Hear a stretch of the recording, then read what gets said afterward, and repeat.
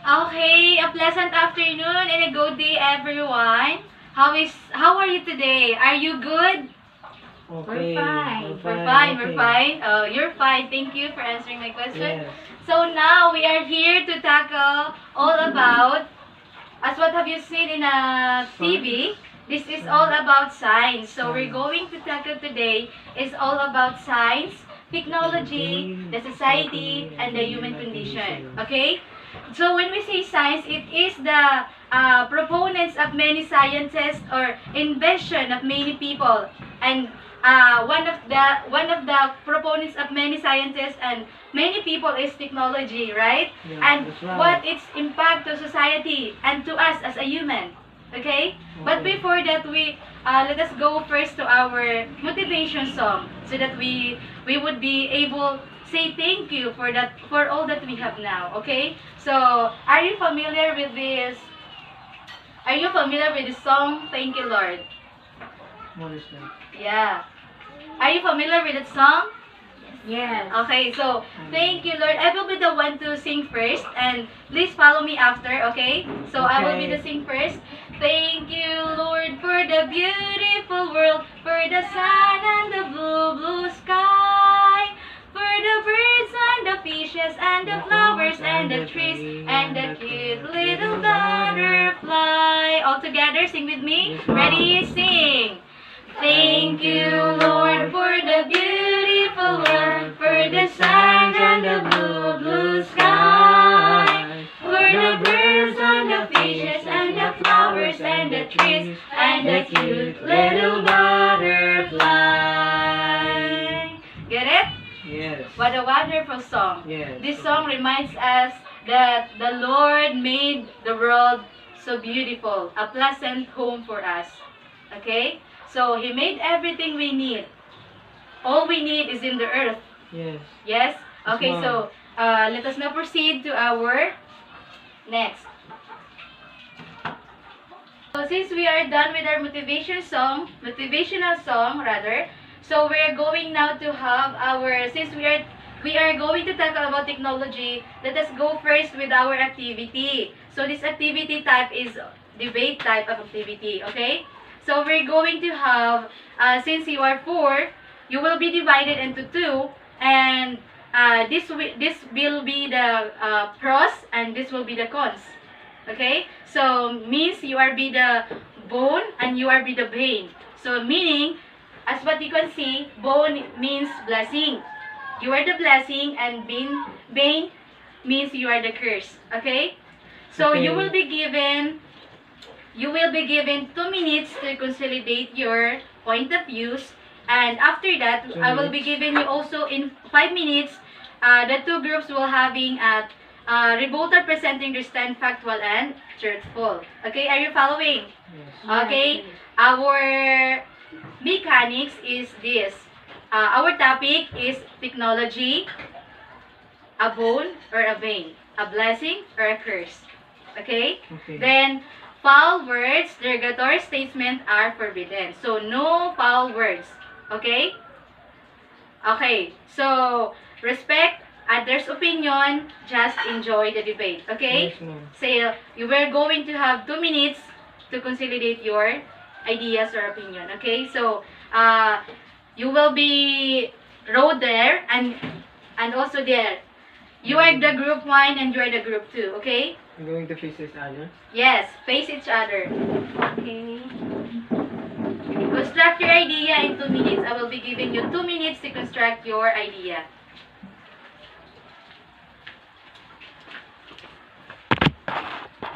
Okay, 2 minutes. The given time is done. So, we're now going to present.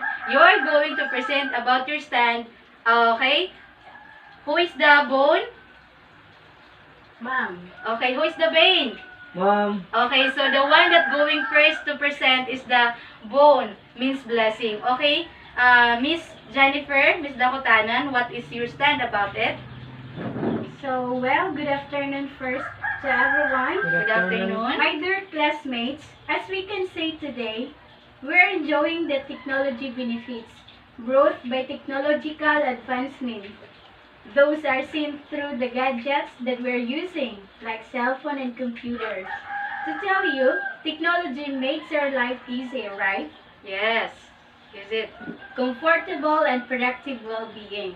Well, taking up for example, in washing our clothes manually, it would take us hours to finish the job.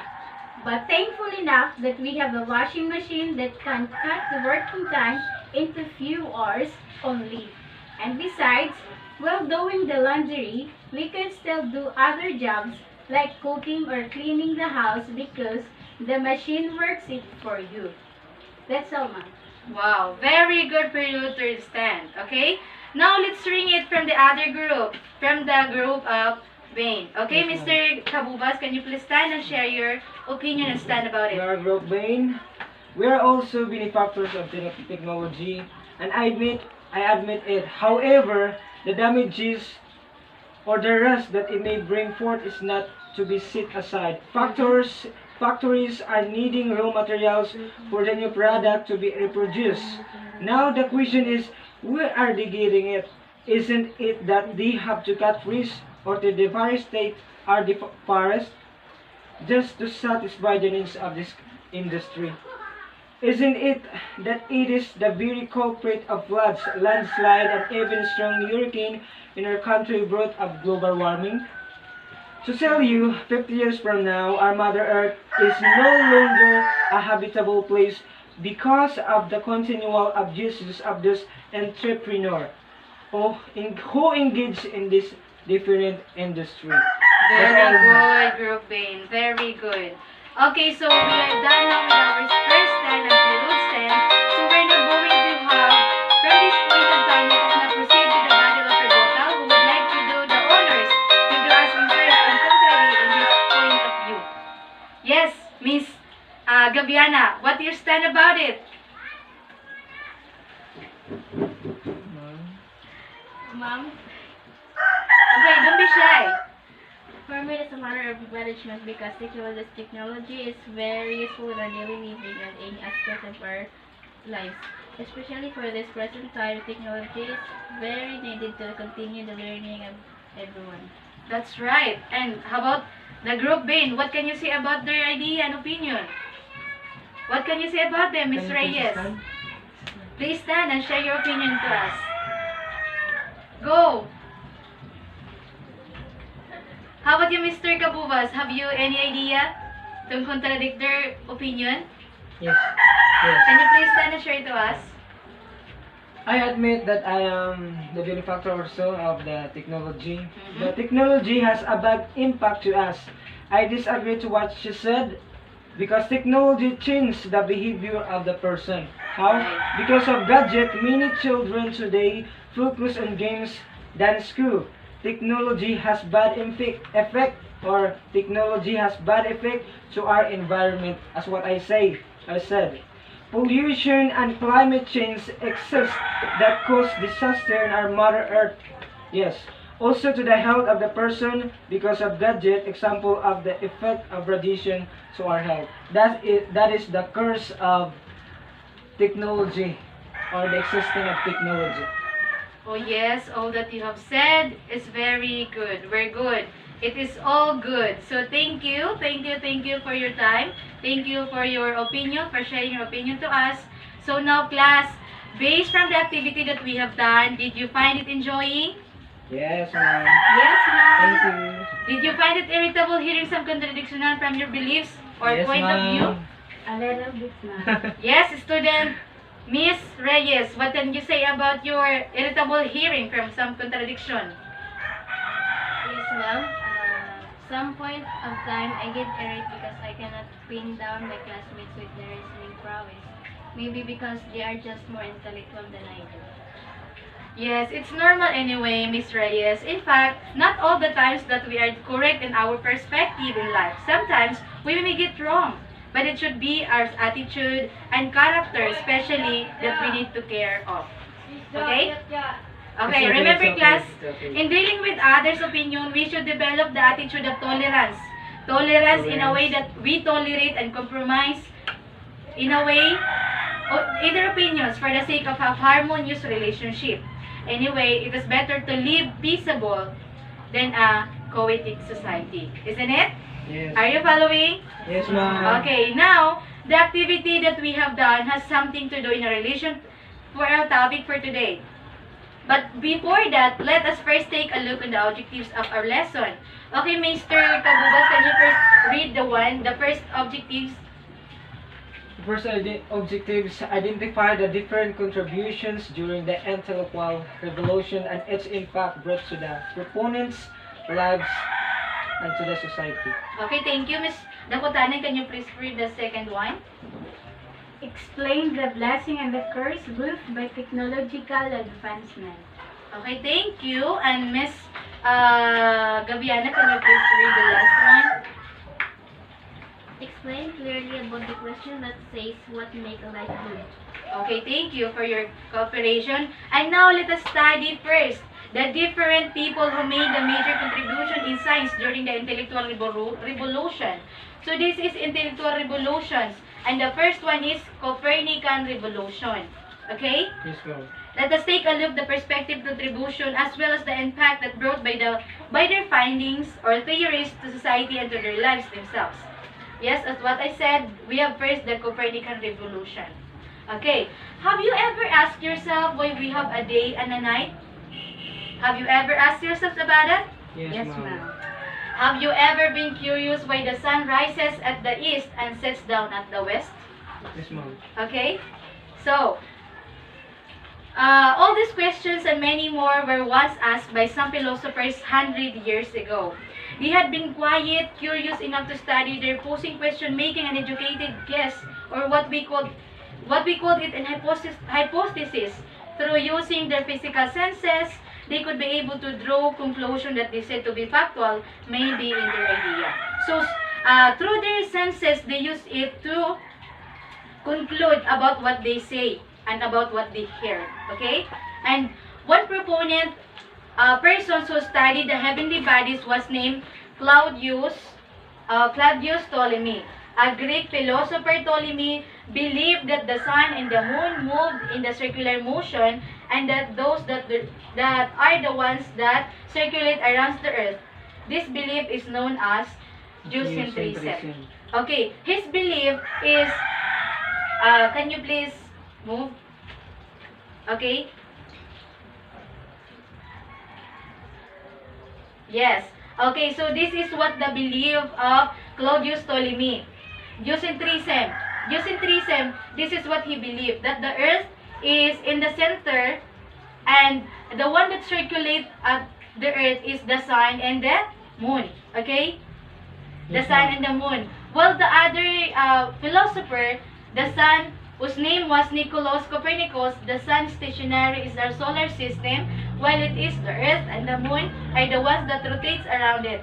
This belief is also called heliocentrism. The one that Claudius Ptolemy believed is geocentrism theory, okay?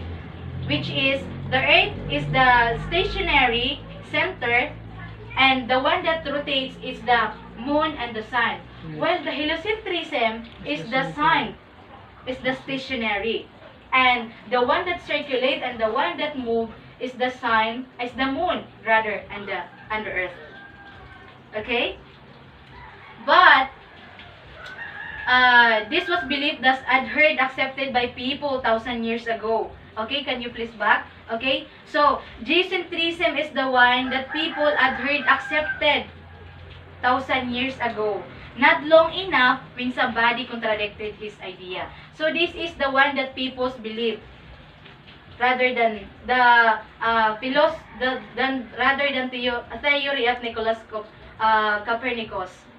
Because yes, it is the earth, the stationary, and the one that circulates is the moon and the sun. Okay? But not so long because somebody contradicted his idea. Okay? A belief that says the sun is stationary in our solar system. Okay, so let us proceed. The person that proposed that idea was named, so as what I said, Nicolaus Copernicus. Okay. However, due to the acceptance of people, especially from the most influential people around the world, Catholic priest, Copernicus hid his findings for the sake of his life.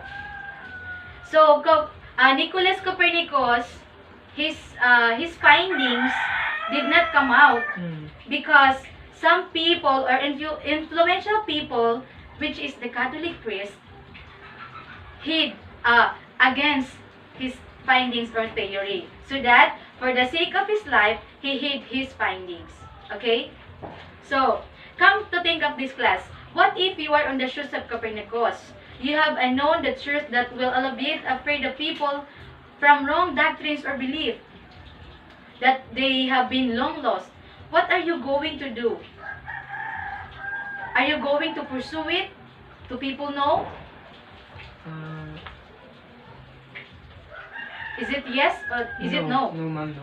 No. So, is it no? So, thank you. So, what makes Copernicus hid his findings is because of afraid.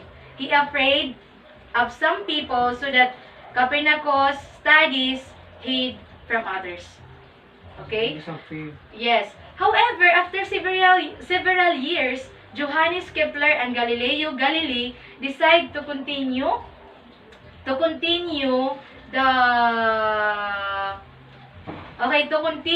study of Copernicus. There are two men, Johannes Kepler and Galileo, who continue the study of Copernicus.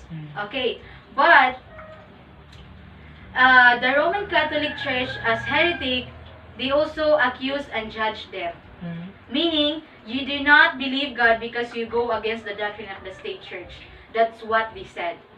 Okay? So, another person who shocked the religious people and the world and its belief during the intellectual revolution was Charles Darwin. Are you familiar with him? Charles Yes. Darwin? Yes, Okay, ma'am. Charles Darwin. Okay, so as what you can see, this is Charles Darwin. This is his achievement and this is the information about Charles Darwin. Okay, Charles Darwin was an Orthodox Christian. So meaning, Charles Darwin is a Christian. He is a Christian. But he is seeking to answer his question during his voyage from Australia to Argentina. For your information, guys, Charles Darwin traveled all over the world just to seek answer for all his questions. Okay? He voyaged all over the world. Okay? Through his observation of the environment of the different places he went to, he has developed the belief of evolution by natural selection. Okay, natural selection. Please, next. Natural selection defined as... Okay, wait. Okay, can you please... Oh, next one.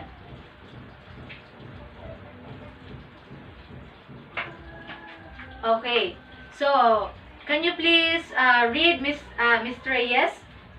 Natural selection. Can you define the natural selection? Can you define natural selection? Miss Gabiana? Individuals inherit new characteristics that give them a survival reproductive advantage in their local environments. Okay, thank you. In other words, there are some species that has new characteristics, underwent an evolution to the extent that it had been used for survival and made them on the top of the food chain. Okay? Do you familiar with the food chain? Yes. Okay, so worm eat it, chicken, and the chicken we eat. Okay?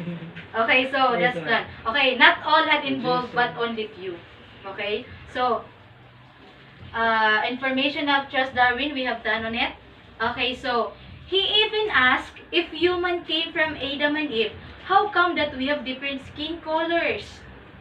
Class, do you have any Ma'am, idea ma'am. why we have different colors? Yes, Mr. Bubas, can you For please me, stand? ma'am, because first because of our genes, and the Mhm. second one is because of the climate of different country. Okay, so thank you. That's good. That's right. So thank you. Thank you for that wonderful answer. So Charles Darwin even wrote a book entitled On the Origin of Species. Okay. However, empirically saying and inculcating that man was not created but rather undergone an evolution that came from apes and not monkeys. Okay, can you please next? Okay, so this is what I'm talking about. And next one.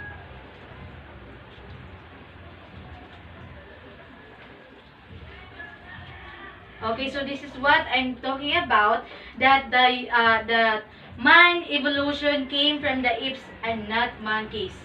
So apes is the one monkey type that has that has lack of tail.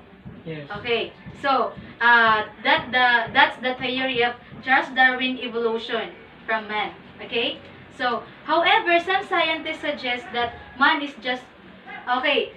Is that proving that man is came from apes or monkeys? It's proven. It's proven or not? Apes? Yeah.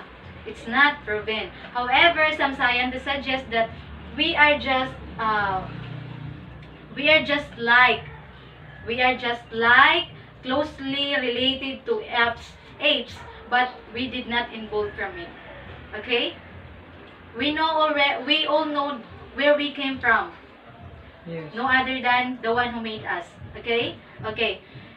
Okay, so the two school thoughts, either of the two school thoughts, still they deny the doctrine of creation. This is the sad reality. Whatever theory we heard, still they deny the doctrine of creation, but rather adhere the doctrine of evolution. Okay? That's the sad reality. But plus, we have to remember that the proposition of Darwin is just a theory. Meaning, it's just their opinion, their idea, and the scientists believe that the scientific theory stands until proven wrong. Yes. And that theory is never proven correct. Okay? That's not never proven correct. This is what I said. That's like I'm going to say that you are beautiful but you're not. You are handsome but you're not. Okay? Ouch. Just like that. Okay. Miss Dakotanen, can you please read the definition of evolution in compared to the survival of the fittest? Can you please read? Evolution, it refers to cumulative changes in a population, species through time because of cooperation with other organisms, while survival of the fittest refers to the strongest and biggest, smartest individuals that stand as winners because of competition for survival. Okay, so thank you. In that case, that in a world, in other words, evolution has something to do with better changes while sharing it and accumulating it from other species, while survival of the fittest has something to do with competition. Whoever comes up strong, big, and smart, it is said to be the winner. Okay, but how did human evolve? We all know where we come and where we evolve. Okay? Scientists suggest in their theories that humans evolve through the same biological processes that govern the evolution of all life on Earth. Okay, so we are the one who has the authority to govern the evolution of all life on the Earth through the animals around us. Okay, so we are the same. We are evolved because we are the same with our biological process. Okay? And to tell you, because of the non-religious doctrine of Darwin, it has now emerged even in our curriculum. Many are now disciples of him rather than disciples of Christ. Some people believe his theories rather than to believe Christ. That's the sad reality. These people operate more on the basis of what are those observable facts rather than intangible spiritual ones. Because they say that the spiritual ones not seen. Okay? So, any clarification from this class? Yeah, so far. Okay, very good. So now let us take a look on the issue whether a technological advancement a blessing or a curse. Okay, earlier you had done a debate and I heard your brilliant ideas and brilliant disposition in life. By the way, you have to remember that there is no winner and no loser on that activity. Okay? And besides, every one of you has a different point of view, and you are correct in some way and also incorrect in other way. But let us now examine some important truths that brought to us by technological advancement. Okay, so technological advancement, a blessing or a curse? In terms of, so you have said blessing and you have said curse. But let us now take a look in terms of transportation. In terms of transportation, mobilized vehicles were created to maximize the period of travel, to ease and journey, and to increase more security and more reliability in travel. That's why we have airplanes, trains, buses, ships, motorized vehicles, etc. Gone in the days that our forefathers used kalesa and kabayo, camel, and even barefoot. Yes? Now, if you are going in a hurry, if you are in a hurry, what would you prefer to take for travel? What would you prefer to use for travel? A kalesa or a motorcycle? Yes, Mr. Kabubas. For me, motorcycle, because Yes, it is motorcycle. faster than the kalesa. Yes. Yes, Right. That's all. Thank you. Nice understanding, student, Mr. Kabubas. For all you know, before, back in Rizal's day, if you're going to travel to Manila, it would take you at least a month sailing on the sea just to reach your destination. But today, it would only take you 18 to 19 hours or less than a day. Okay? Yes. What a big disparity of time and effort it is. Yes. So, is it advantage or disadvantage? Advantage. Okay, so thank you. Yes, that is why we are lucky to be born in this period. Is it? Yes. Now, the second one, household chores. Okay, now how about in terms of household chores? Earlier, someone used the washing machine as an example for the technological advancement. Truthfully, the machine helps us to lessen the time of doing the laundry, especially the washing machine. Okay? And while doing so, we can still do other household chores like cleaning the house and even cooking the food because of the help of technology. Okay? Yes. Are you following? Yes, ma'am. However, in everyday advancement, there is always a negative side brought Yes. by it. So there we have a blessing brought by the technologies, and also we have also the curse brought by the technologies. Okay. Therefore, what we can conclude about this technological advancement? Therefore, we can say both a blessing and a curse are the consequences of the said advancement, which is the technology. Okay? Advantage, disadvantage. One environmentalist once said that Earth is sufficient for our needs. Everything we need is at our hand. Yes. Okay? But not for our greed. Okay? Do you get that? Earth is sufficient for our needs, but not for our greed. Okay? Any question about technology? Okay. Very good. Thank you. And under this unit, we will also tackle about the question that says, what make a life good? By the way, class, what make a life good for you? Okay? What make a life good? How about you, Miss Dakutanan? What can you say about this? What is your opinion about this? What make your life good? For me, ma'am, it is my God. It is good. Yes, and we know that God provided all things Yes. for our good. Oh, yes. We have our loved ones or family that always there for us to comfort and to love and to care. And also we have all things like technologies that make our life more easier than before. Yes. So that's all, ma'am. So thank you for your brilliant ideas. How about you, Miss Reyes? What makes your life good? Can you please stand? For me, ma'am, what makes a life good? Have a Jesus Christ of my life Yes. and in everything. Okay, thank you. Miss Gabiana, what can you say about this? What makes your life good? By finishing my studies and achieving my dreams. Yes, it is. How about you, Mr. Kabubas? What makes your life good? My life is good as well. Yes. Because of to be loved of somebody, or to be loved of my family, Mhm. church, my friend, and a special one, or to love. Yes. Also to be successful in my careers and dreams. That's all, man. Okay, all right.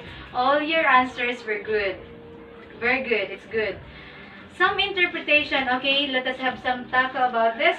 Some interpretation of having a good life is having a car, expensive cell phone, and luxurious clothes, concrete houses, having successful career, successful businesses, having a lot of friends, and etc. But when we take a look at it, it's not, right? Because because not all rich people are having a good life. Some people says that to have a good life is to be rich, to have some monies, to have more monies, to have more friends, to love and be loved. It's not, right? Yes, Right, because yeah. not all rich people are having a good life. Yes. Some of them live in a misery. On the That's other okay. hand, not poor people live in a misery. Some of them are happy. If they are, some of them are happy even if they are poor, right? Yes. Like us, we are not rich. We are poor, but not really in a down sitting, okay? But we thank God and we are happy enough. All everything that we have and in the Yes. situation that we have to now, nowadays, okay? So there are people that struggles really hard to survive. On the other hand, there are people that really don't care about their lives. Yes. Yes, and even wanted to end it Yes. and committing suicide. Okay? There are people that are so jealous of others because they have girlfriends and boyfriends. Are you like them? Maybe. Maybe. Okay, so that's normal. Not right. That's normal. On the other hand, there are people who wanted to be single forever and happy with it. What would you prefer, to have girlfriend or boyfriend, or to be single forever? To be single forever. To be single forever. No, I want somebody to be with me soon, but not now. That. No, not very soon. Who's that, ma'am? Soon, if God willing. Okay? Okay. I'm longing for somebody to be with. But Somebody. yes, I don't want to be single forever. Yeah. I hope you so. Okay. Okay, because God wants us to be alone. God don't want us to be alone. Have to have a partner. Yes, okay. So, we could have as many contrasting ideas as you want. But the answer to the question of what makes a life good is still obscure and blurred. Yes, especially in our ages now. I'm only 23 years old, and some future, in my future, it is blurred and obscure. I cannot see anything, but I trusted God everything. Okay? So, Okay. I hope you do so.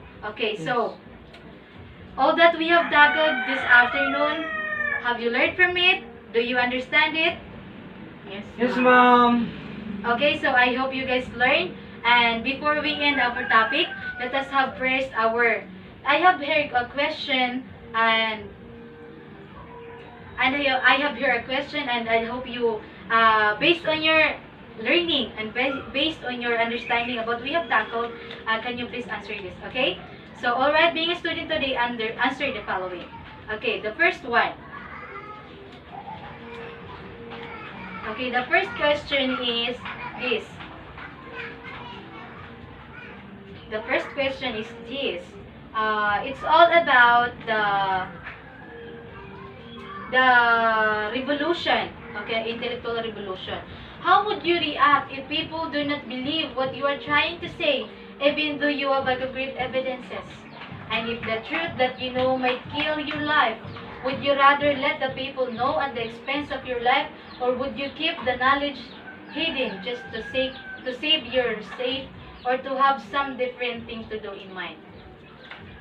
I will What you're going read to it. do? Yes, Mrs. Reyes. You didn't have? So, Yeah. your answer will be yes. or no? Are you going to pursue No, ma'am. or are you going to hate it Because my forever? life is very special for me. Okay, No, ma'am. so yeah, for the sake, even for the sake of the people. No, ma'am. Okay, so no. So okay, class. From our discussion, who can explain to me why a technological advancement serves as a curse? Okay, so next one.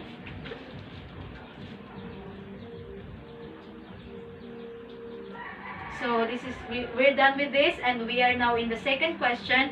Okay, class, from our discussion, who can explain to me a technological advancement serve as a curse? Why a technological advancement serve as a curse to us? Okay, Mr. Kabubas. As what I said earlier, technology become a curse for me because has a bad effect in our environment, in our health, also into the behavior of the person. Okay, that's That's right. That's right. Very good, Mr. Kabubas. And about that negative. Okay, so very well said. How about on the other hand, why technological and advancement serve us as a blessing? Yes, Miss Dakutanan, what can you say about it? Yes, ma'am. I can say that technology serves as a blessing for us. Uh, Based on your discussion earlier, that the technology has a big impact in our lives. It helps us to have more easier and comfortable life than before. Then also the technology is very useful to us, especially for nowadays. Yes. Facing this pandemic, the technology is a big help for us, especially for the continuous learning of the students, and also for the job uh, others who are having the online selling or online classes, and also online uh, business. Okay, That's so all, ma'am. very well said. Very well said. Thank you for your contribution to our topic. And so we are done with this. And the last one. Do you have now an idea what is really good in life? Do you have now an idea with what is really a good life? Yes, ma'am. Yes, ma'am. What is really a good life? What makes our life really good? No other than to have Christ in our life. To lose everything, none everything, but we have Christ is being important. It's very important because Jesus Christ is the one who make us complete. Yes, isn't it? ma'am. Yes. I believe in it. Yes, ma'am. We have nothing on earth, but we have everything Yes. about. Because Okay? of Jesus. So it's okay to have none in this earth, but to have Jesus Christ in our heart is that very important in all. Okay, so thank you. So we are done with our discussion, with our topic. So let us now proceed to our quiz. Are you okay with that? We're going to have quiz. Don't worry, it's only 10 points. 5 points for enumeration and 5 points for essay. Okay? Okay. Okay, so here's your papers, and we're going to have our quiz. Write the correct word in the space provided. Okay? So we are number your paper 1 to 5 and answer this question. Number one question, he is the proponent of the heliocentrism, where the sun is at the center of the solar system rather than the earth. Okay? Number 1, are you done? Yes, ma'am. Okay, number 2, it refers to accumulative changes in a population, species through time because of cooperation with other organisms. Okay, done? Done, ma'am. Okay, number 3, one of the example of invention that can destroy human life. Give me one example of invention that can destroy human life. Any example? And write it down to your paper. on your paper. Okay, number 4. Who wrote the article entitled Why the Future Doesn't Need Us? Okay, so, Dan? Yes, ma'am. Number 5. What makes a life good for you? With a very, very familiar and very easy question to answer. Right? Okay, so let us now proceed to our Not yet, ma'am. next two. Not yet done? Yes, Okay. Take your time, Mr. Kabubas. Okay, ma'am. Okay, so, test 2. Our technological advancement. A blessing or a curse. Technological advancement, you're going to write an essay about technological advancement, a blessing or a curse. Explain your answer in a brief statement. And it will be scored 5 points. Okay?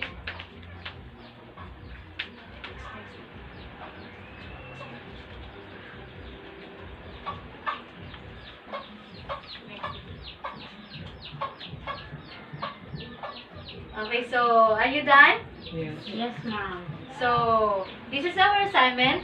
Make a research about global warming, and that was our assignment. Make a research about global warming and its effect to our environment. Write your answer in a crosswise paper. Okay? Christmas paper. Do you get it? Yes, ma'am. Christmas paper ang philopad. Crosswise. Okay. Any. Yes, Okay, yellow pad. okay. Yes. So, that's all. That's all for today, and thank you for coming. Thank you, ma'am. Thank you for teaching listening. us. Thank you, ma'am. Thank you for listening. Okay, so thank you everyone for your presence. Thank you. So that's all.